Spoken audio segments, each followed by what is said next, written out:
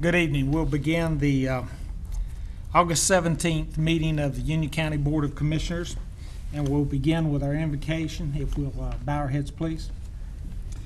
Dear Heavenly Father, we ask your guidance and wisdom as we undertake the business of our county. Help us to understand that we are the elected servants of our community, and most of all, your servant. Be with us and guide our deliberation, helping us to be wise in the decisions we undertake tonight. Help us all to work together for the betterment of our community. Please give special protection to the military, our police, EMS, and firemen that risk their lives to ensure our safety. Finally, dear Lord, grant us humility to always seek your will in all that we do and say. In thy name we pray. Amen.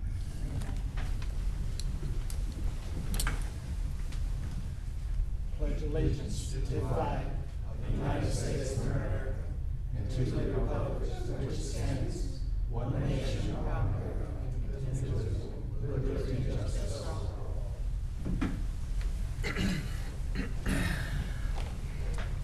Before we get started, I'd like to note that one of our former commissioners, Mr. Paul Standridge, is visiting with us tonight. It's nice to have you with us while you're in town. Appreciate it. And we'll begin with employee recognition.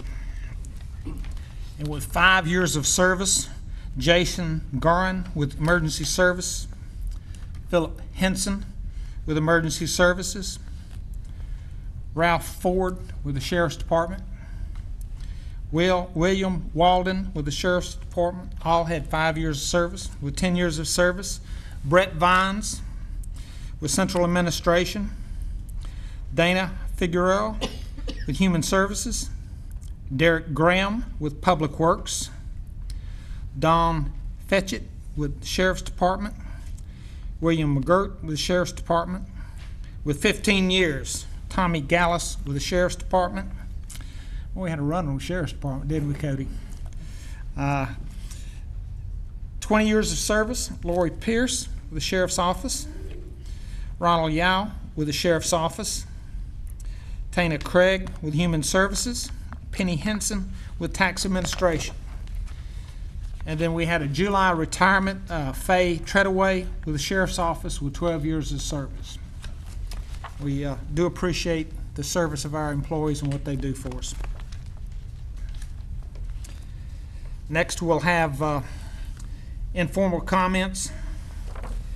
And each speaker must address the board from the lectern and begin their remarks by giving their name, stating whether they are residents of Union County, indicating the municipality within they reside, if any, and stating the topic about which they intend to speak.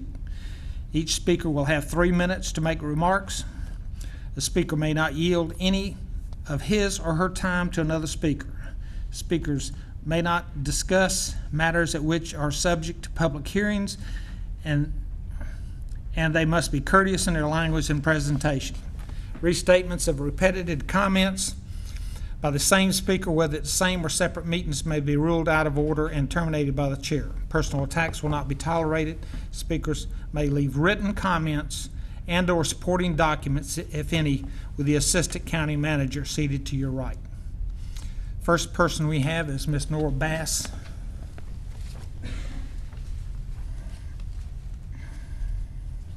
Yes, I'm Nora Bass, and I live in Monroe. And hi, my name is Nora Bass, and I'm back again to support the cameras in special education classrooms. I have spoke at BOE meetings and listened to the issues that they are having within this system. From what we're hearing from the BOE, there are funding issues. Since we last talked, we approached the BOE with the thoughts of starting a pilot program at Wolf School. Wolf School would be the most logical place to start a pilot program due to the fact that the whole school has our most fragile students. I was told by a board member she would be in favor of a pilot program and that it could serve as a home base for all of Union County School IP camera systems. Since we last spoke, I have received a final report concerning the grievance complaint from the BOE. Their findings were that the teachers did restrain my daughter and they did not injure her, but yet she came home with scratches and bruises. In my opinion, this is not a coincidence. On several occasions, they had the opportunity to tell me that she was restrained. I was not informed.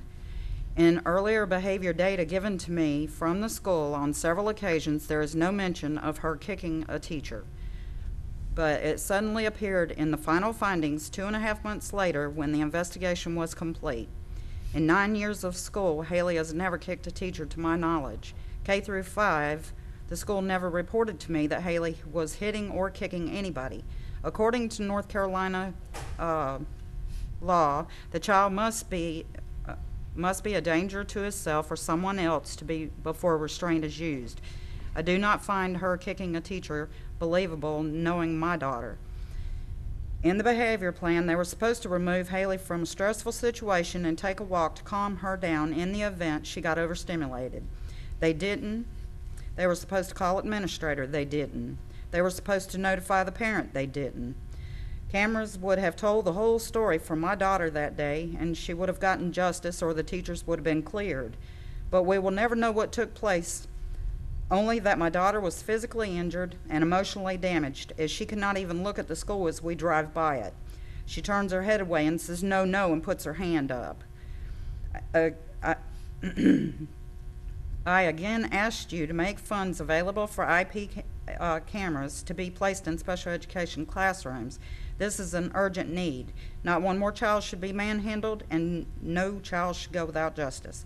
It is my understanding that if the BOE doesn't get the money for the emerging needs, they will transfer the funds from the IP camera funds. If they do, our children will get no cameras, and they won't be kept safe, and they will not get justice. With the cameras in place, the county would save on investigation fees and legal fees and so much more. But most important, our children would be safe. Our petition is up to $102,845 at this time. Thank you. Thank you, ma'am. Next, we have Amy Oyster.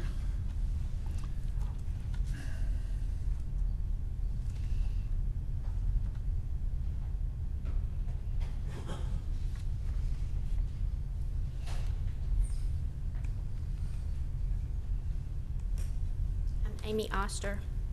I reside in Marshville. I am here again tonight with my son Andrew to address the issue of placing cameras in the special education classrooms here in Union County Public Schools. The sheriff and the district attorney here in Union County support placing cameras in these EC classrooms. There is a large amount of support for the cameras, as you well know. The petition is now over 102,000. Since speaking here in June, we've had another family to come forward with their nonverbal son coming home with unexplained injuries who had been attending an EC pre-K classroom here in Union County Public Schools. Their son came home with many unexplained bruises, neglect through staff not changing him, and him coming home in the same diaper he left home in that day, as well as an incident where he came home from school and began vomiting up bugs. More than 24 bugs, and some were actually still alive. And as usual, to this date, no one has answered for any of these incidents. At the August 4th BOE meeting, I requested that they seriously consider putting a pilot program in a few classrooms at the Wolf School. However, during the meeting, while discussing the funding for emerging needs, the BOE had the recommendation from the Facilities Committee to remove all funds from the IP camera upgrade to free up funds to cover the emerging needs. A BOE member stated this would be, quote, a death knell to EC cameras. He went on to state that without the IP cameras, there is no ability to add any additional cameras. Then, therefore, there is also no ability to run a pilot program. We are asking that you all ensure that the funds remain for the IP cameras to at least allow for a pilot to be implemented. Thank you.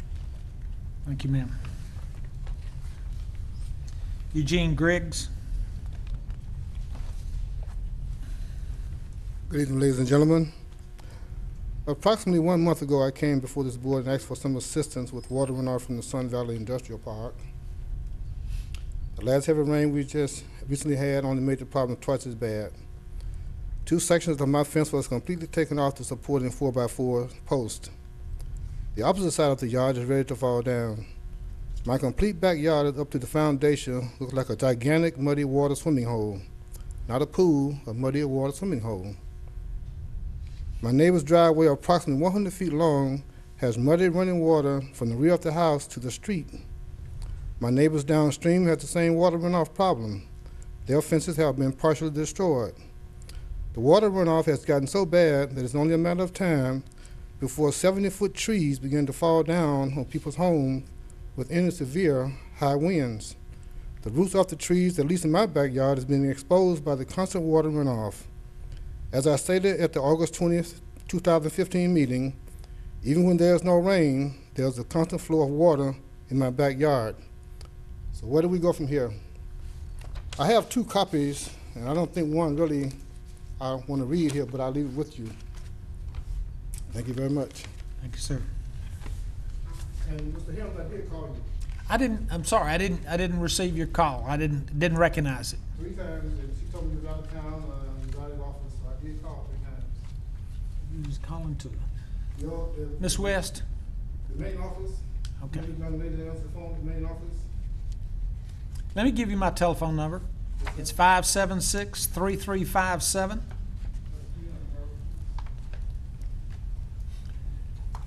576-3357. Yes, sir. Call me directly. That's my cell phone. Thank you, sir.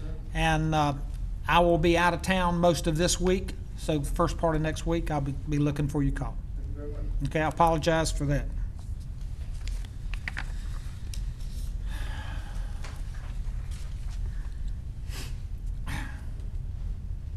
Next, we move on to our additions, deletions, and or adoption of the agenda.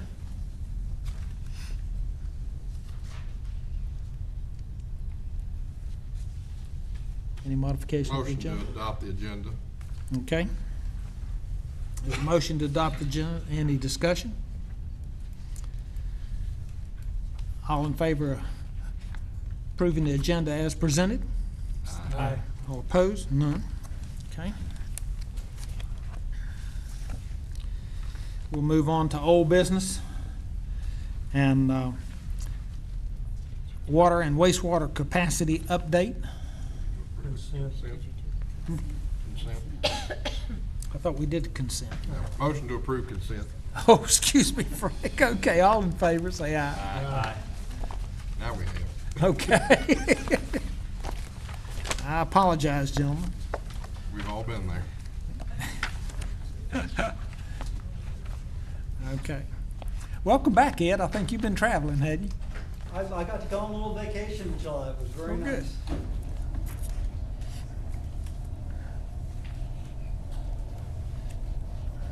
I think tonight you're just going to give us an update on some activities and This is utilities. just an update on, the board asked for a periodic update on water and sewer capacity. We last updated the board several months back, and it's just a routine update. In fact, after this update, if the board's amenable, what we'll do is turn this into a quarterly report and just bring the report back to the board. And if the board has any further questions after that report, certainly happy to come back and discuss it further.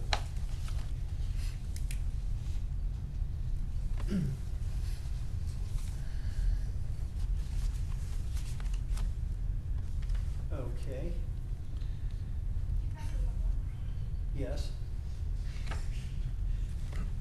Sorry about that.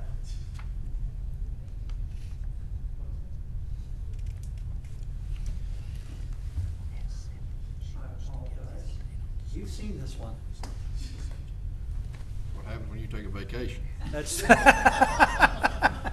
I deserve that. I think I've heard that before. I'll bet you have.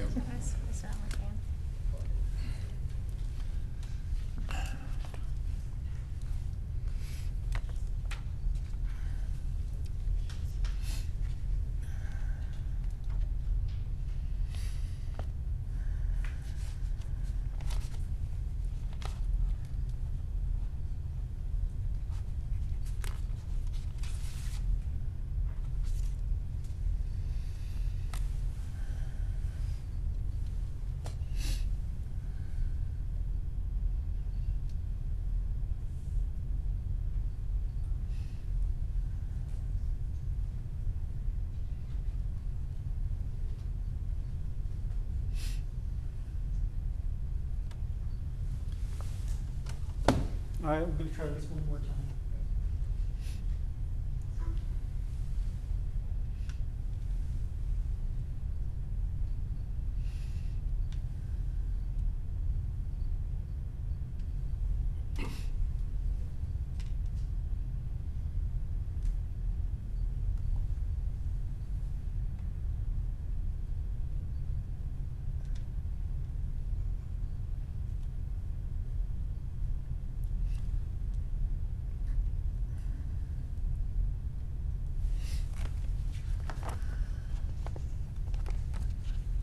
All right, let's try this one. Just as a brief reminder to the board and really to the members of the public, our wastewater system is really divided into three main systems made up of some subcomponents. We have our primary treatment plant is the 12 Mile Creek wastewater treatment plant. That and the 6 Mile drainage area are really interrelated now through the diversion project that was completed a couple of years ago.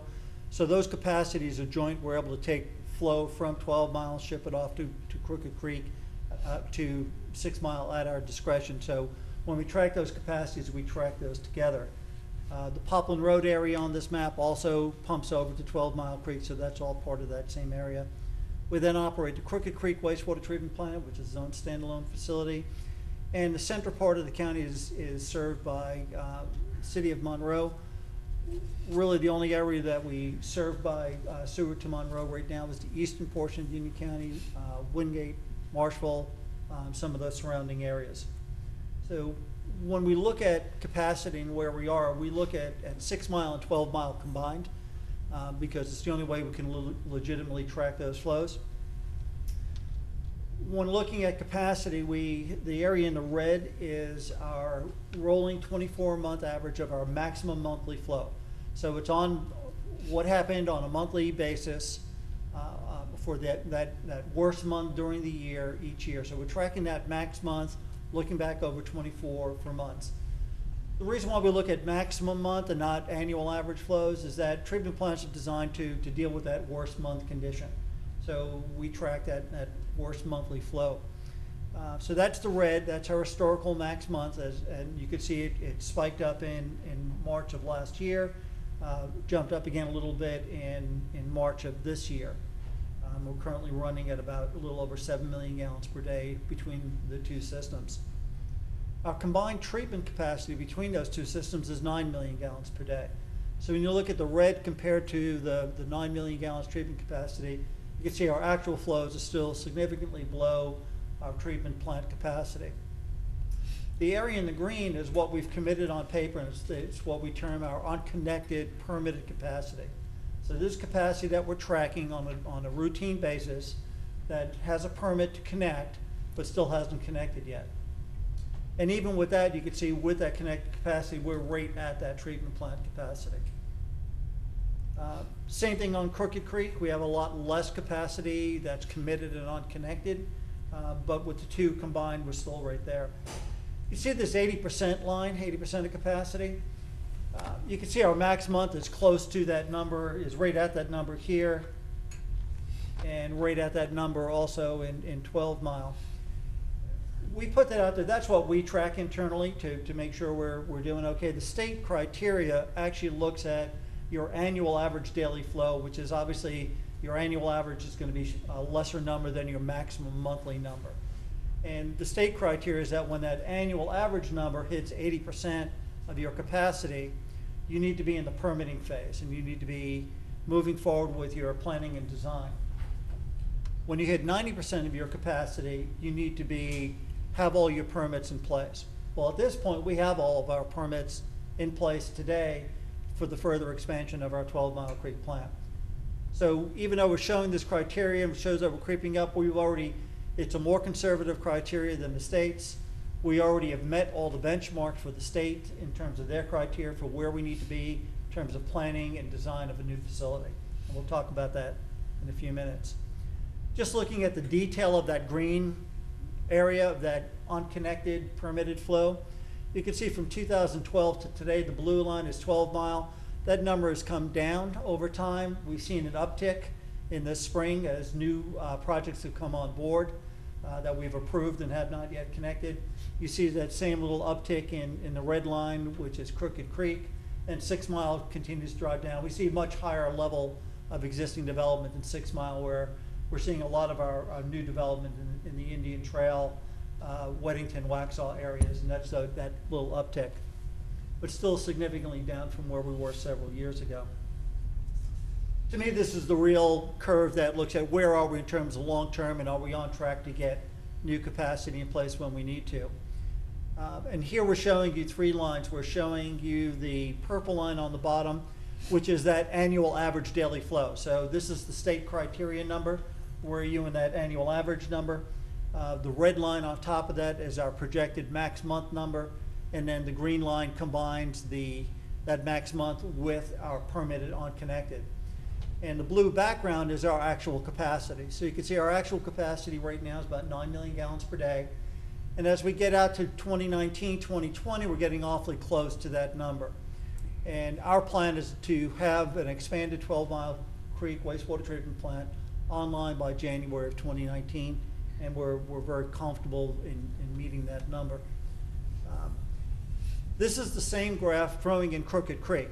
And we threw that in here because one of the projects that we're ready to go out for construction on is another diversion type project that is an improvement to the Crooked Creek headworks, the influent pump station to that facility. And part of that upgrade is to allow us to take excess flow from Crooked Creek and bring that also into the 12 Mile Creek system. And our 12 Mile Creek system has been permitted. This plant expansion is all based and predicated upon doing this additional diversion. So when we look at all 3, 12 Mile Creek will stay in place, stay operating, but will be capped at its existing capacity, and any flow above its existing capacity will go to 12 Mile. So that's all in our plans, it's all in our permitting. So when we combine all 3 and look at it, you can see we're still good, even out to that 2019, 2020, maybe even 2021 timeframe before that red line starts creeping up to our existing now 11 million gallons a day capacity when you throw in the additional 2 we get from Crooked Creek. So we think we're in good stead in terms of the project. We're moving forward with that capacity expansion.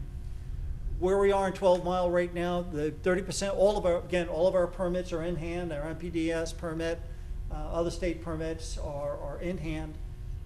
The 30% design was completed in June. Our consultants just submitted to us last week the 60% design. We expect 100% documents to us by December. We're planning to be out for advertising for bids in January, anticipate a start of construction in May, with a completion of construction comfortably by January of 2019. So with a January 2019 completion date, we think we're very comfortable in showing a January 2019 jump in capacity here and staying comfortably above those curves. So in wastewater, we think we're in good shape. The East Regional System is that capacity we buy from the city of Monroe, and we own 2.65 million gallons per day of capacity from them. That handles our flows, Pilgrim's Pride, Marshville, and Wingate.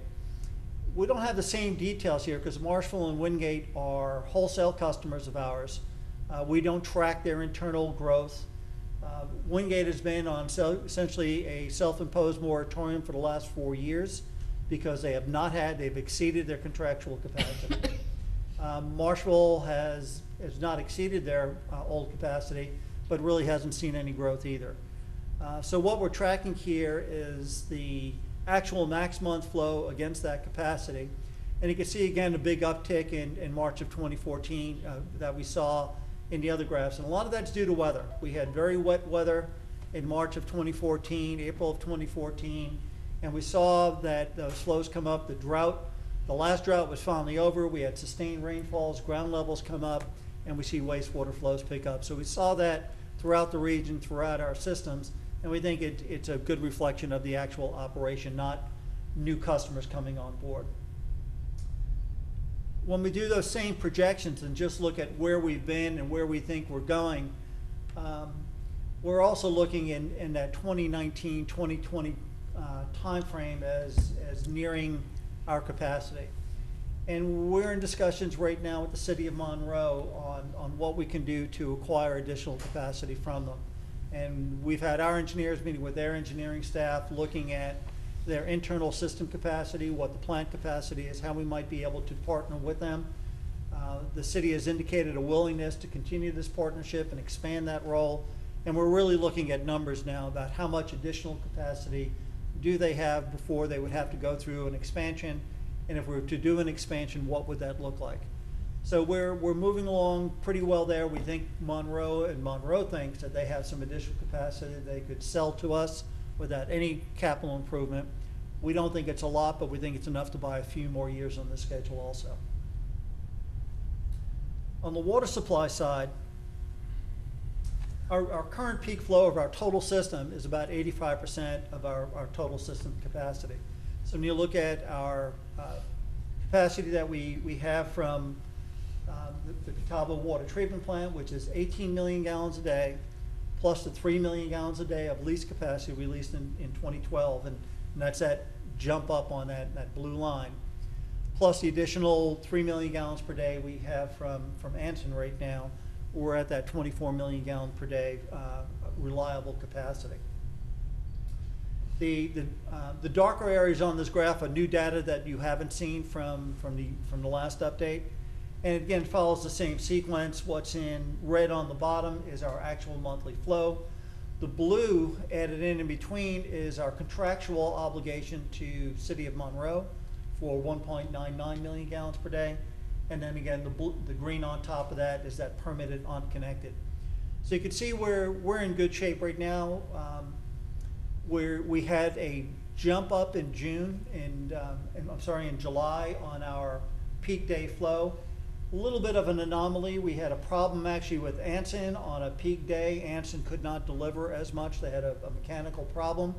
So we increased our peak from the Catawba plant, and that bumped up our system peak a little bit.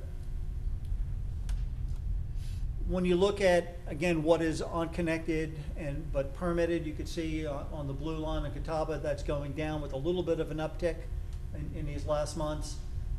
The Anson service area has gone down, and we had some unspecified, which has essentially gone to zero, and that was really bookkeeping as we were going through these old historical projects and getting them allocated to the right spot. So that's why that's zero. We've cleaned up all the bookkeeping on those. So where we stand in terms of new facilities then to meet our expanded need. On the Catawba Water Treatment Plant, we're now moving forward with the Reservoir and River Intake Project. We received our permit from the Corps of Engineers and DHEC on that project. So the actual withdrawal permit was received in 2013 from South Carolina Department of Health and Environmental Control. The state, South Carolina, and the Corps last year issued our permits to construct the reservoir and the intake, and that was involved around the mitigation that was required and the permitting that was required. We're scheduled to advertise for construction this week or next. We are anticipating award of both projects in the month of October. And that will, the river intake in particular, will give us additional capacity that we'll be able to pump into the plant. Doesn't increase the plant capacity, but then will facilitate a plant expansion in the future when we do need it. We're currently in discussions with our partners again on increasing and extending the current lease that we have with them.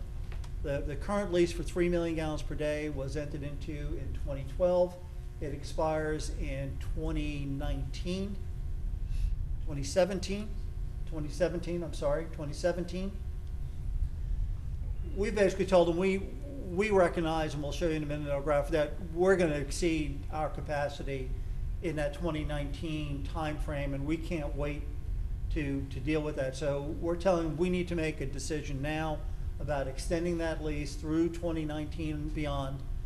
And we're also said we're interested in securing some additional capacity to give us that comfort. They're amenable to both. They'd rather not see us work with them on an expansion. They'd like to delay, as we would, further capital improvement until we all absolutely need it. So they are actually in discussions with Charlotte Water on utilizing an existing agreement they have to take up to 2 million gallons a day from Charlotte. So they're working with Charlotte right now. They have this existing agreement. They're going through the mechanics of what it would take for them to exercise that option and bring additional 2 million gallons into their system, which would give them the comfort then to increase our lease by 2 million gallons. So we're working through that with them. We've had some very positive conversations. We'll be going, we're continuing that. We've also shared this information with them that says, if we don't get that capacity, we're going to need to move forward with an expansion by the 2020 timeframe. This is a graph of just our capacity in the Catawba plant. So right now we were at 18. We bumped that up to 21 with that lease. The 2015 is our current. You can see we had that big max day this year, which bumped that max day up. The purple again is Monroe, and we're really overstating Monroe a little bit because Monroe has been connected now since April of 2014. So they've been a customer for over a year. They have used very, very little capacity from us. They don't anticipate in the near term utilizing much capacity from us, but they have that opportunity they can. So we're being conservative and we're showing that full allotment to them. And you can see with their allotment, we're exceeding our capacity in 2018, 2019, and that's why we've told our partners we need to either move forward with an expansion or secure additional lease. And the reason why they want to do a lease is because when you look at the entire plant, us and them, we're not reaching plant capacity until 2021. As we just showed you earlier, we plan to bring the Yakin project on board in 2022 in January, and that's why you see that number drop in 2022, because we now have our Yakin plant on board. We're bringing water in from there. Our demand from Catawba will drop. So we're looking to do this lease agreement with us and them, and then Lancaster and Charlotte, to try to see if we could stretch the need for a plant expansion out to as far as 2024, 2025, and save all of us some money. If we can't, we are prepared to move forward with a short-term expansion in that 2020, 2019 timeframe. Again, all the permits are in hand that would allow us to move forward with that expansion. This is really an economic issue in terms of when it makes the most sense to move forward with that. But the permitting is there, and the ability to move forward is there. In terms of the Yakin project and where we are with that, the draft EIS was submitted to Diener back in June. We have now received comments and have incorporated those comments and resubmitted them back to Diener. We had a joint meeting with our partners in Norwood today on that project. Several of you sat in on that meeting and heard some of this update. The comments were very favorable from the regulatory agencies that reviewed it. Fish and Wildlife, in fact, as part of their initial review comments, was specifically supportive of our proposed option. So of the 12 options we had in the environmental impact statement, their comment was, we think your chosen option, preferred option is the best way to go. So that was very encouraging. We have our first public hearing scheduled with the EMC on September 16th, and that will be in Norwood. We go through a public comment period after that. EMC then makes a adequacy determination in November at that board meeting, and that's why these are specific dates. They have a scheduled board meeting for November 18th, 19th. At that point, they say, yes, your EIS is adequate, or it's not adequate to address the situation. If they say it's adequate, we move on to the next phase. If they say it's inadequate, we'd have to go back and beef it up. We anticipate, based upon Diener's review and the other agencies' reviews, that we'll get a determination that it's an adequate EIS. We then make formal petition for our IBT, and you wonder why IBTs take so long, and I've told you this is a protracted process. This is a big part of it. We submit our petition. They go back through another series of public hearings on that. We anticipate public hearings in the February, March timeframe. And then if all goes right and they meet every deadline and they control all this schedule from here on out, we don't control any of this schedule. So if they decide they're not ready and miss a meeting date, since they only meet quarterly, you lose 3 months. So this is our optimistic schedule that May of 2016 we'll have a final determination to grant an IBT from the EMC. That's step one in all this process. We finally have environmental approval. We then go into additional engineering. Again, we're looking at that IBT certificate permit January, actually now April. We then go into design. We can't start on our Federal Environmental Regulatory Commission permit, the lake use permit, the actual permit to put the pipe and intake in the lake until after the EIS is complete. They will not accept until the IBT certificate is issued. So FERC will not entertain that until after the state has ruled on the environmental side of it. We are coordinating already now, though, with Duke in terms of what we need to do. We're doing all the preliminary we can. We anticipate by September of 18 having that FERC permit, then completing design by April of 19 and getting into a 2-year construction to actually complete construction by January 22. So it's still a long, arduous process. We have essentially between 9 months and a year to get through the IBT, another 9 to 18 months to get through the FERC, then move forward with completion of design and then construction. Construction becomes almost anticlimactic, but we're proud of the fact that we are on schedule. This is the date we put forward about 2 years ago. It's a little longer than we had hoped for 5 years ago, but we're still close to that initial date, and we're making good progress. And said the initial comments were very positive from the regulatory. And with that, that's the update, and I think we're in good stead here. Any questions? Thank you, sir. Thank you Appreciate very it. much.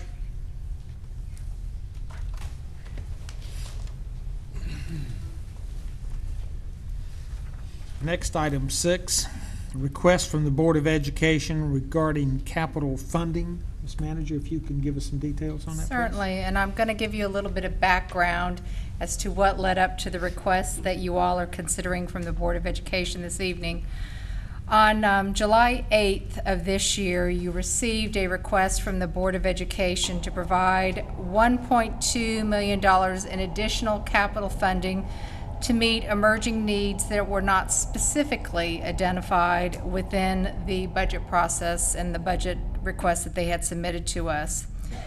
At that meeting, the board identified, I believe it was 4 different options that they could utilize to look at that emerging needs, and some of those, one of those options was the available cash that the Board of Education had on hand in their fund balance, that they could reallocate some of the monies that we had given to them for, I think it was $2.2 million for capital projects, that they could use some of that money for these purposes.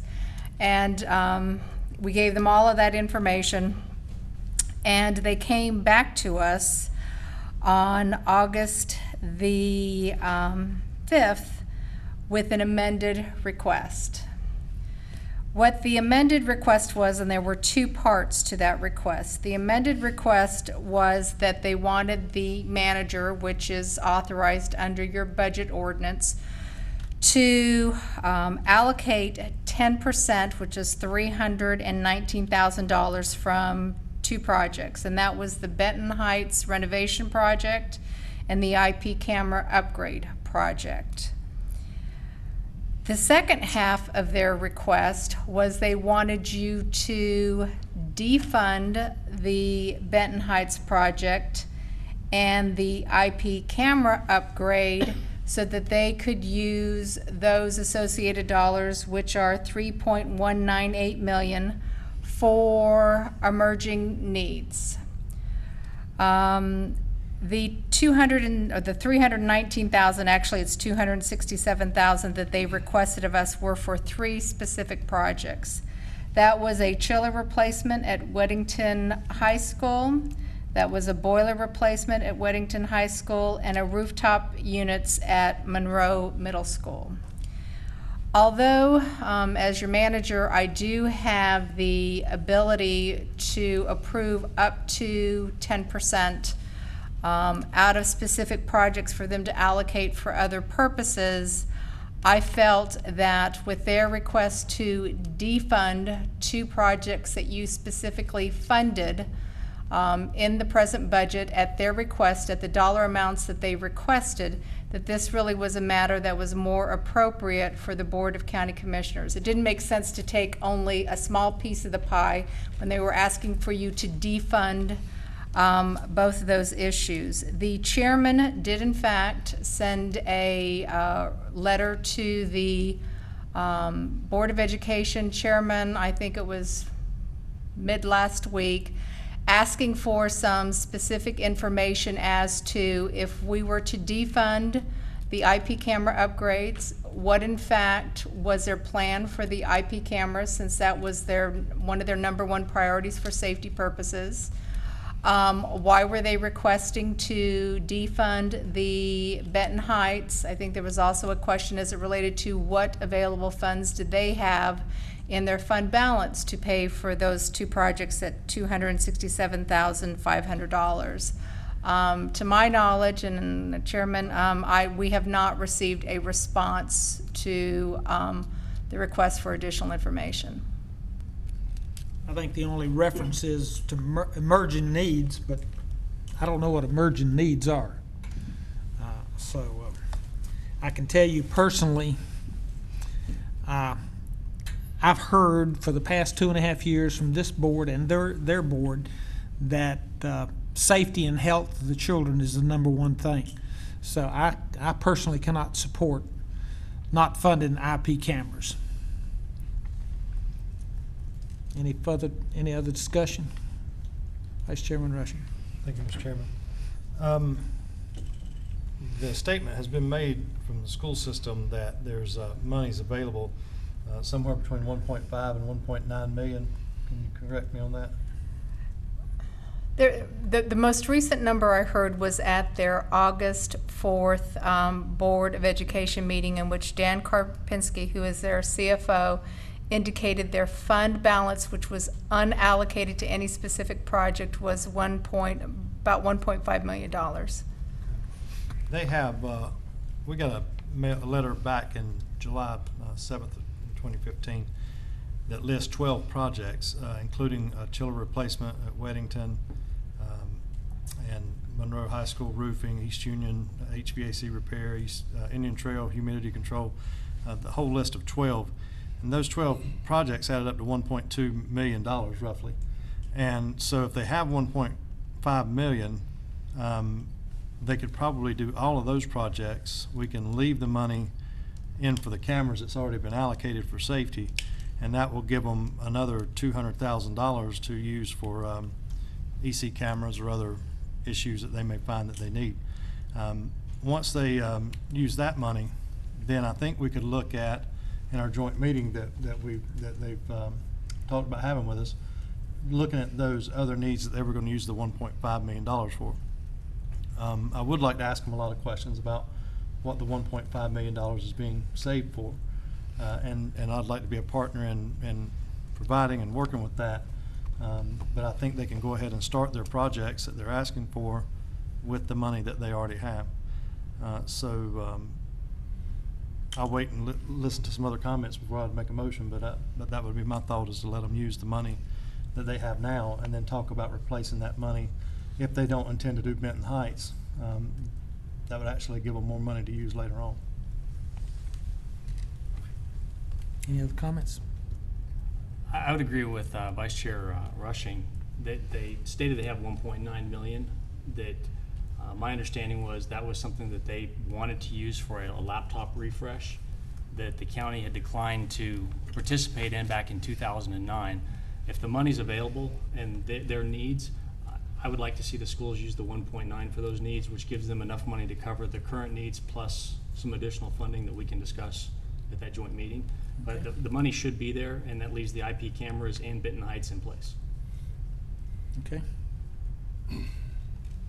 What was the reason behind defunding the IP cameras to when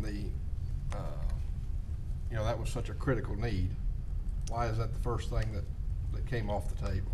I guess I'm not looking for the manager's response, but I'm actually looking for Board of Education's response? I haven't received anything to give any indication why that was chosen. And did you not request that they have someone here to answer these questions? Yes, I did. And what was their response? That they thought we had enough information. Well, clearly I don't, because I've got questions and there's not a darn soul here to answer them. So I move that we don't take a vote on this, that we pull it from the agenda. We table it until somebody can get here from the Board of Education to answer these questions. This is absolutely ludicrous that we find ourselves at a juncture with a board that wants to portray themselves as equal and just refuses to answer questions. You can't be equal if you can't raise the damn money. If you got to come here and ask for money, then you're not equal. So get off your butts, get over here and answer our questions so that we can adequately fund education in this county. I'm sick and tired of all the bullying and bull crap from the Board of Education.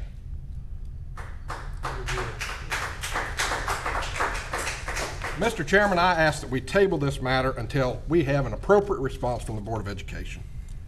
Okay, we have a motion on the table. Commissioner Rushing. And just to make it clear, they do have the funds to start any of these projects right away. They have it in hand. That's all well and good, Commissioner, and I appreciate and I applaud your effort. But it doesn't change the fact that we have for at least 5 years, asked for joint meetings with these jokers. They refuse to show up. They refuse to answer questions. They have people attacking our staff members in the newspaper, calling our county manager a bald-faced liar. You know, get out from behind your keyboard, Kevin Stewart, and get up here and tell us exactly what you think. So again, Vice Chairman, I appreciate and applaud your effort, but the fact remains they need to be here to answer questions and be transparent to the taxpayers of this county. And until they do it, I will not support anything other than tabling this. I think Commissioner Agmus has a motion on the table to table this until we have an opportunity to discuss with the Board of Education the details that they need their funds. Any further discussion on that? All in favor? Aye. Okay, motion's tabled. Next item is new business. Appoint a member of the Board of Commissioners as a non-voting liaison to the Fire Commission. At the regular meeting on August 3rd, 2015, the Board of Commissioners approved an amendment to a resolution of the Union County Board of Commissioners establishing a system of rural fire protection in Union County to add a non-voting liaison position to the Fire Commission that is appointed and filled by the Board of Commissioners. The purpose of this agenda item is to appoint that member. Gentlemen, I would like, go ahead, Commissioner Simpson. Just a few comments. Okay. Several months ago, this board established a fire service stakeholder committee in an effort to recommend a funding formula to be used in determining a fair and equitable means of funding fire service and the various volunteer fire departments throughout the county. The board also approved Commissioner Rushing and myself to serve on that committee. Since that time, we have met every 2 weeks and have made considerable progress towards our goal. One of the challenges we have faced is to maintain a focus on the goal of the committee, that being determining how to fund the service without slipping into a discussion of subjects and issues germane to firefighting itself, such as apparatus selection and radio distribution and vehicle specifics, etc. As I stated when the committee was formed, and I maintain that position, issues specific to fire department maintenance and service delivery should be dealt with by the Fire Commission. Since we find ourselves in the midst of placing a commissioner liaison on the Fire Commission this evening, I believe we would best be served by placing either Commissioner Rushing or myself in that role, at least until that time when the Stakeholder Committee has a recommendation on funding for this board. I believe doing so would facilitate the efforts of both the Stakeholder Committee and the Fire Commission in providing the best and most cost-effective fire service to the citizens. So at this time, I'll be happy to offer Commissioner Rushing's name for consideration, or if he defers, I'll be happy to volunteer. Okay, any further discussion? I appreciate the vote on it, and I have enjoyed working with the firefighters, and I think that your knowledge would probably be better than mine as far as what's been going on the past few years. So if you'd like to do it, I'd defer to you if you'd like to do it. Well, I think with our present effort with the stakeholders committee, it'd be prudent that you or I do that. So I agree. And it would last till December when we would do our regular appointments, correct? we certainly hope we'll be through by that time. Well, hopefully we'll be Trust through me. next month. Okay, there's a motion on the table that Jerry Simpson be appointed as the Commissioner Liaison to the Fire Commission. Any further discussion? All in favor? Aye. All opposed, none. Okay. Appointments to boards and committees. Workforce Development Board, we have one vacancy on the Adult Education Literacy Representative. Union County has 4 members on the 24-member Central Carolina Workforce Development Board. A new category for membership on this board is an Adult Education Literacy Representative. This position has been advertised and the applicant was received from Susan G. Hearn to fill this position. Move we appoint Susan G. Hearn as the representative for Adult Education Literacy Representative for the Workforce Development Board. Okay. Any discussion? All in favor? Aye. All opposed? None. Next, we move on to the manager's comments. I have no comments this evening, thank you. Commissioner Rushing. Thank you, Mr. Chairman. Next week, we have school starting back. I know our kids are excited. I hope everybody else, of course, we've had some already start back in school, but getting ready for that. Hopefully, everybody will have a safe trip. We do want to, look, and we are glad that the working relationship is getting better with the Board of Education. We still have a long way to go. It might have been until tonight. Yeah, we still have a long way to go. We still have a lot of issues to work out, and we have a lot of questions. And I think that that's what the importance of us having a meeting and discussing these questions face to face is all about. This has to be resolved for the taxpayers. It has to be resolved for the kids. There's a lot of frustration with the state budget, and that there's no conclusion on that yet. And we're trying to do the best that we can with the job that we're tasked with doing, and it gets emotional at times. And it's something that I think every board member up here has the best in the interest of the taxpayers and the children of Union County. But we have to be able to ask questions, and we have to get answers to those questions. And when we do, we'll have a great working county for everybody. We'll have 2 good working boards together. But we have to be able to ask questions. Thank you, Mr. Chairman. Mr. Lance Simpson. I just want to say again to all the kids going to college or school next week, wish them all the very best for this year, and remind everyone there's going to be a lot of school buses on the road. Our county roads are very narrow, so please be patient, be courteous. That extra 30 seconds that it takes you is not worth the risk, so please let everybody arrive safe and sound, and have a wonderful evening. Commissioner Akins. Well, let me begin by apologizing for my outburst earlier this evening. As you heard, it is I don't apologize for the content of my message, but I will apologize to these young people in here who heard me use a profane word, and for that I do apologize. I do have a question that maybe someone can answer for me. This gentleman right here has been before this board at least 3 times that I know of. Can somebody give me an update on what we have done to try to rectify, identify if this is a county issue? It's a really complex issue. It probably goes back 3 or 4 years.